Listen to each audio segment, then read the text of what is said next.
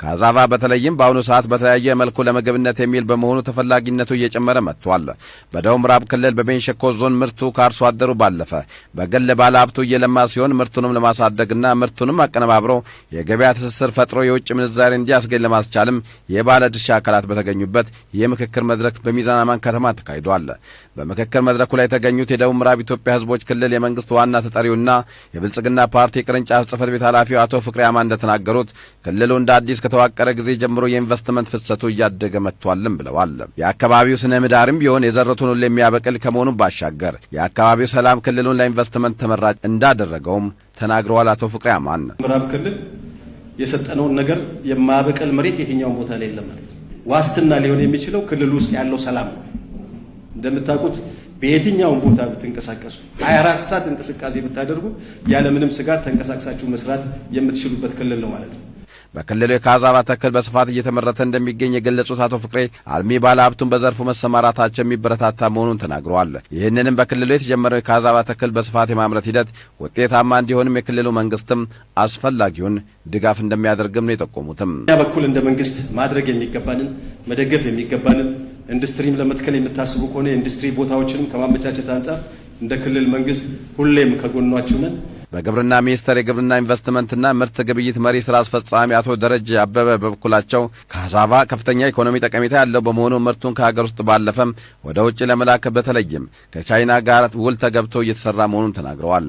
ምርት ዓለም አቀፍ ዲማንዱ ከፍተኛ ነው። በዓለም አቀፍ ደረጃ በጣም ተፈላጊ የሆነ ሰብል ነው። በተለይ ቻይና መንግስት ከኢትዮጵያ መንግስት ጋር ኦልሬዲ አግሪመንት ተፈጥሮ ኢትዮጵያ ፖቴንሻሉም አላት አቅሙም አላት።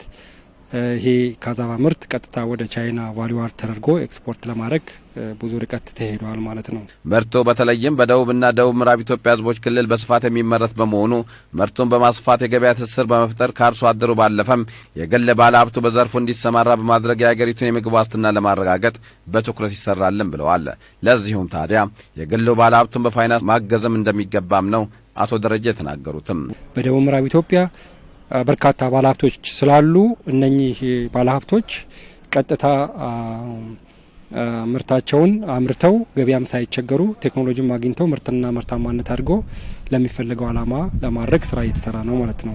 ዶክተር እርሴዶ ለንደቦ የኦሞ አዲስ አግሮ ፕላትፎርም አክሲዮን ማህበር ምክትል ስራ አስኪያጅ በበኩላቸው የካዛቫ ምርት ከማስፋትና አቀነባብሮ ፕሮሰስ በማድረግ ለሀገር ውስጥና ለውጭ ገበያ ለማቅረብም 56 ኢንቨስተሮች በማሳተፍ እየሰሩ መሆኑን ጠቁመዋል። በተለይም በደቡብ ምዕራብ ክልል ለካዛቫ ምርት ምቹ ስነ ምህዳር ያለው በመሆኑ ኢንቨስተሩ ፋብሪካ ገንብተው ምርቱን እንዲያቀርብም እየሰሩ መሆኑን ጠቁመዋል። ቴክኒካል ሰፖርት በምርጥ ዘር በስልጠና አሁን በመናየው ሶስተኛና ዋናው ፋይናንስ ነው። ስለዚህ የአንድ ነገር ኤክስፖርትድ መሆን ከቻለ የተረጋገጠ ገበያ ካለውና እንደሚመረት ቴክኒካሊ ከተረጋገጠ የኢትዮጵያ ባንኮች ፋይናንስ ያደርጉታል ለራሳቸው ብለው ማለት ነው። የደቡብ ምዕራብ ኢትዮጵያ ሕዝቦች ክልል ግብርና ቢሮ ምክትል የቢሮ ኃላፊና የእርሻና ሆልቲካልቸር ኃላፊ አቶ አሸናፊ ክንፉ በበኩላቸው ክልሉ ኦሞ ተፋሰስና ባሮ ተፋሰስን ይዞ ለዚህ ምርት ምቹ መሆኑን ጠቁመው በተለይም በክልሉ ደውሮ ዞን በኢንቨስትመንት የተጀመረ ወደ ጉረፈራ መሻገሩ ጥሩ ለውጥ እንደሆነም ተናግረዋል።